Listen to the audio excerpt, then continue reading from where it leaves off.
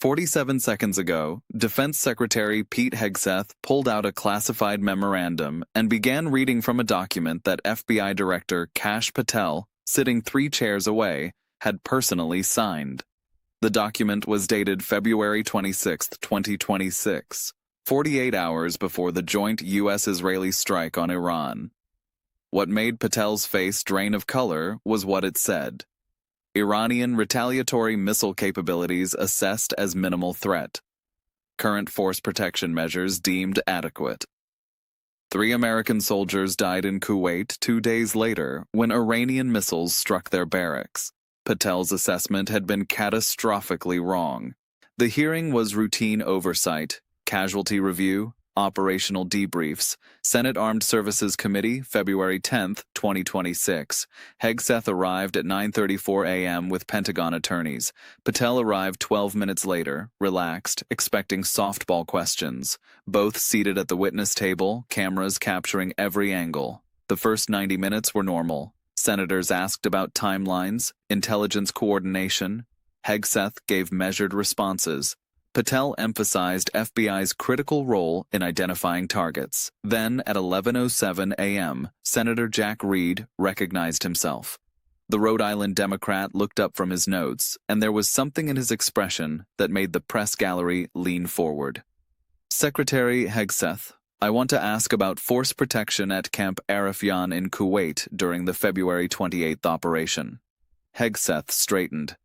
Senator, force protection is our highest priority. We maintained enhanced security postures throughout the operation. Enhanced. And yet, 3 soldiers died when Iranian missiles struck their barracks at 3:47 a.m. on March 1st. What did enhanced mean? The temperature shifted. Hegseth's jaw tightened. To his left, Patel remained motionless, but his eyes tracked to Reed. Senator, the Iranian response exceeded intelligence assessments. Whose assessments? Hegseth paused for 3 seconds. His hand moved to the briefcase.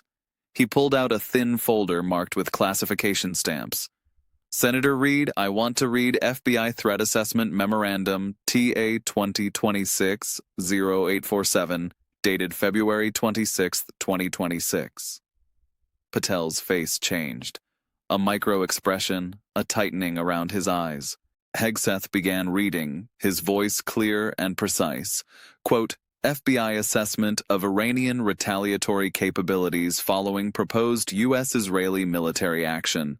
Analysis of IRGC communications intercepts, satellite imagery of Iranian missile facilities, and signals intelligence indicates Iran's capacity for immediate large-scale retaliation is significantly degraded. Current stockpiles of operational medium-range ballistic missiles estimated at 40 to 60 units, with limited mobile launch capability. Threat to U.S. regional installations assessed as LO. Current force protection postures at forward operating bases deemed adequate for anticipated threat environment. No elevation of threat con levels recommended. End quote. The silence that followed was absolute. Hegseth looked up from the document. This assessment was signed by FBI Director Kash Patel and distributed to the National Security Council, the Pentagon, and CENTCOM as the authoritative intelligence product informing force protection decisions. Reed leaned forward. And what were the actual Iranian capabilities, Secretary Hegseth? Iranian forces launched 165 ballistic missiles across 6 countries within 12 hours of our strike, Hegseth said flatly. They targeted U.S. installations in Kuwait, Bahrain, Qatar, and the UAE. Camp Arifjan, where our soldiers died, was hit by 3 missiles. 2 were intercepted. 1 penetrated base defenses because we were operating under Threat Con Bravo instead of Charlie or Delta. Why were you at Threat Con Bravo? Because FBI intelligence assessed the threat as low. Every camera in the room swiveled to Kash Patel.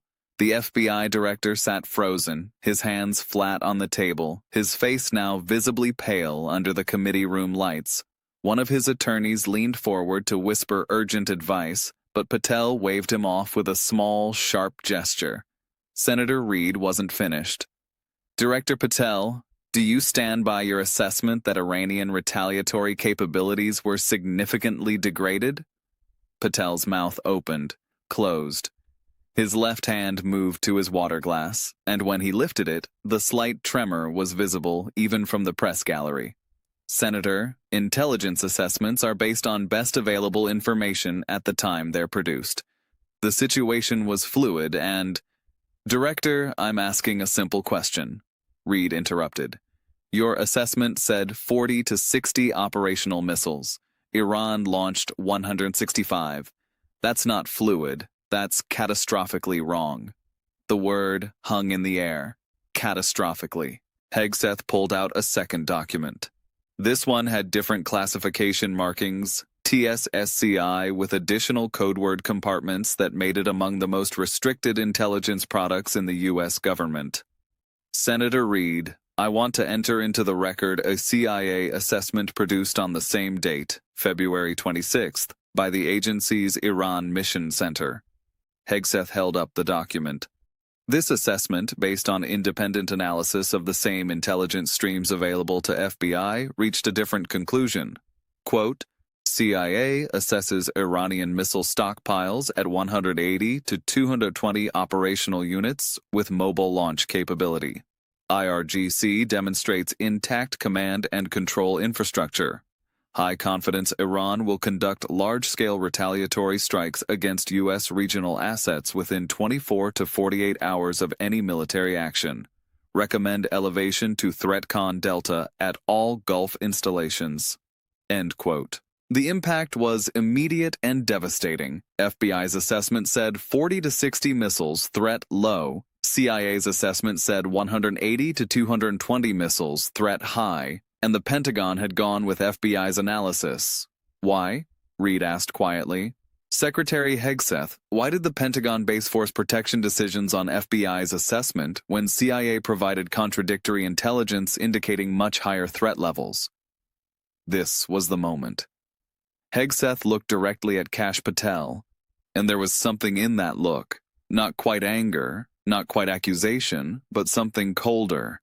Professional betrayal.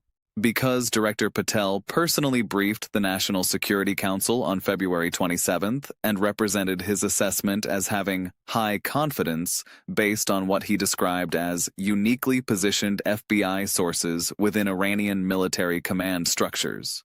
He stated that CIA's numbers were inflated and based on outdated satellite imagery. He convinced the NSC that FBI had better human intelligence on Iranian capabilities. Patel tried to speak. Senator, I need to clarify. Did you have sources within Iranian military command? Reed cut him off sharply. Silence. 20 seconds of it. In congressional hearings, 20 seconds is an eternity. It's a confession without words. Director Patel, I asked you a direct question. Did FBI have human sources inside Iranian military command providing you with unique intelligence about their missile capabilities? Patel's voice came out strained. Senator, I cannot discuss specific intelligence sources or methods in open session. Then let me make this very simple, Reed said, his voice now carrying barely contained fury. 3 American soldiers are dead because force protection levels at Camp Arifjan were set based on your assessment. Your assessment was wrong by a factor of 3. CIA got it right. You got it catastrophically wrong. And when you briefed the National Security Council, you claimed to have intelligence sources that gave you higher confidence than CIA. So I'm asking you directly, did those sources exist, or did you lie to the NSC to override CIA's accurate assessment? The room exploded. Not literally, but the effect was the same. Journalists typing frantically, committee members exchanging shocked looks. Patel's attorneys both standing simultaneously, trying to protect their client from a question that had no safe answer. Chairman Jack Reed banged his gavel. Director Patel, you will answer the question. Patel sat motionless. His face had gone from pale to gray, a color that suggested genuine physiological shock. His hands trembled visibly now, no longer just a slight shake, but a pronounced tremor that made him clasp them together to hide the movement.